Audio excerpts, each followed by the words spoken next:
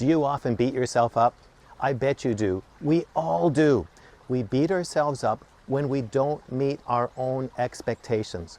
It's when we're disappointed or ashamed at our performance or our appearance. And so then we just heap words onto ourselves like, well, I'm just dumb, stupid, boring, ugly, and worthless. But why do we talk to ourselves like that? It's because we're suffering from low self-esteem. And why do so many of us suffer from low self-esteem? It's because we're believing lies about ourselves. And here's how that happens.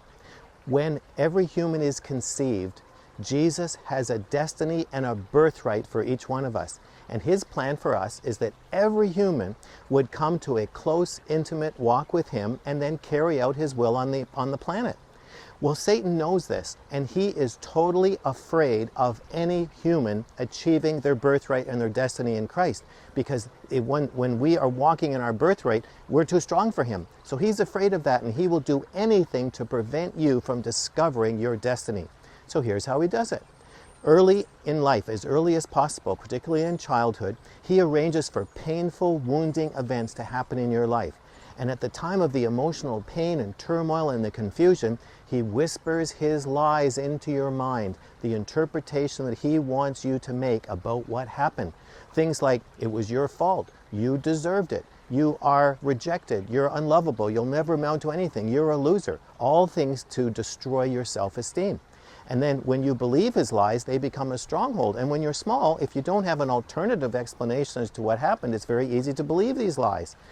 But then they become embedded in your personality. And then for the rest of your life, you see yourself through those lies. So in your adult life, when things happen that you're disappointed, you just remind yourself, well, of course, I am a loser, I'm defeated, I'll never amount to anything.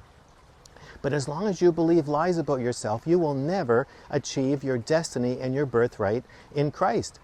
And the only way you will be able to achieve your destiny and birthright is if you start to believe the truth about yourself. So what's the truth about yourself? Who you really are is who God says you are. And he's made it very clear that you are his beloved. You are his child. He paid an enormous price for you. You are special. You are gifted. In fact, you are royalty disguised as an average person. You need to realize how significant you really are. Now, did Jesus ever beat himself up? No. And the reason was because he always believed the truth about himself. And the truth came from his ongoing, close, personal, intimate relationship with God the Father. And so he was constantly hearing who he was and affirmed and reassured from God the Father. And that's why he had the confidence to do such extraordinary things. And he wants us to have the same relationship with God the Father that he had, so that we would be constantly reminded about who we are, our destiny, our birthright, how important we are, how special we are. And that's how we then will have the confidence to do extraordinary things like Jesus did. But if you are still suffering from low self-esteem, then you're believing lies about yourself. And you need to find out what those lies are.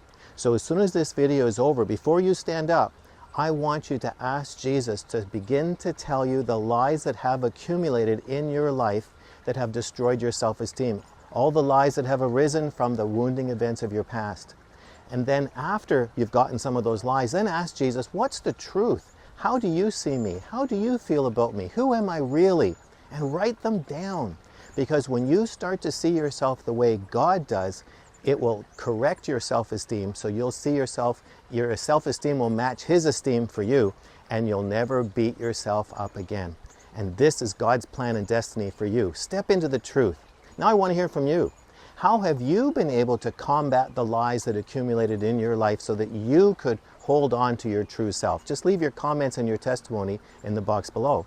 And if this is your first visit here, you need to get my free self-assessment guide. And to do that, just subscribe to the weekly email newsletter by filling out the subscription form on this page. So I'll talk to you again next week, but this week, find out what lies you're believing and ask God who you really are.